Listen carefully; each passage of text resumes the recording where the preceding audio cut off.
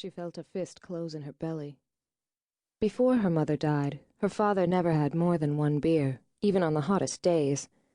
But lately the first beer led to the second, and then on, and it did no good to argue with him. He'd just tell her to stop worrying.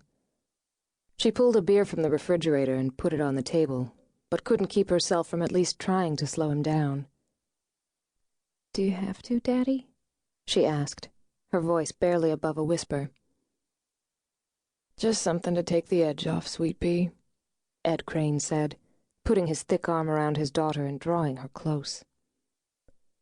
Every part of her father seemed larger and more powerful than other men, which was why everyone except her mother always called him Big Ed. He was tall, broad-shouldered, had legs nearly as thick and strong as the trunks of the maple trees, and a grip that could have crushed her if he wasn't careful. But he was always careful, at least with her, and now his arm was gentle around her. "Look at your mama in her wedding dress," he said, pointing to a photograph. "Wasn't she the most beautiful thing you've ever seen?" Sarah didn't want to look at those pictures again. They only made her miss her mother even more. She wanted her father to put them away and start living again. But night after night, he didn't eat, he didn't sleep. He just grieved. And now he wanted another beer. She knew how this would end. He'd keep drinking most of the night, and in the morning would apologize and swear it would never happen again. And for a while he'd be her father again. Until the next time he decided to have a beer, and then another, and then ended up going out and drinking all night. She squirmed uneasily from his grasp. "I have homework I have to do." Ed let out a massive sigh. "How am I going to raise a daughter?" he said. "Without your mama." His voice trailed off, and his entire body seemed to shrink into a shrug of defeat. "You stay sober and tend the farm," Sarah wanted to say. "I can raise myself if you just take care of the farm. I'm already 14 and I can handle it." But she said nothing, and went back to the sink to finish cleaning up. Just as she was drying the last of the dishes, her father opened the refrigerator and helped himself to yet another of the brown bottles that always sat at the back of the top shelf. "Please don't, Daddy," Sarah said, unable to bite back the words. "Please don't start." The tears she had struggled to control now slid down her cheeks. "It's okay, Sweet Pea," Ed said. "This isn't like last time.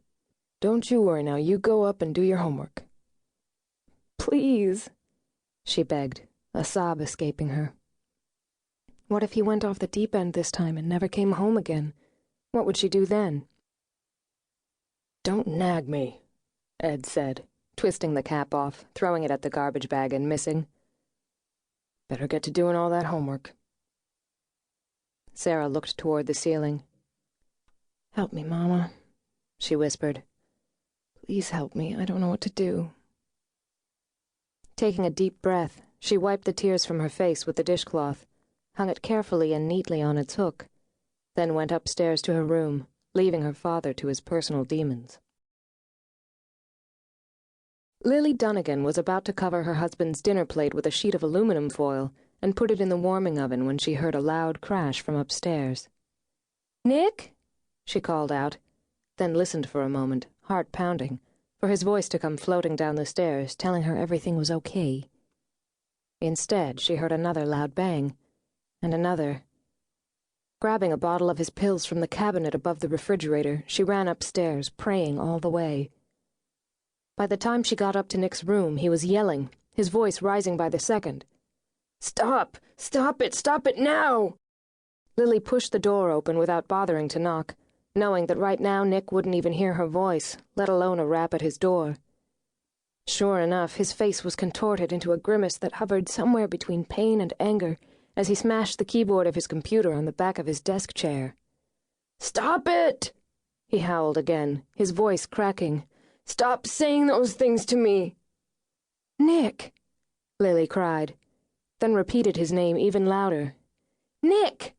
Startled, he looked up at her, but for a moment his eyes didn't seem to focus. A second later, though, he stared down at the broken keyboard in his hands.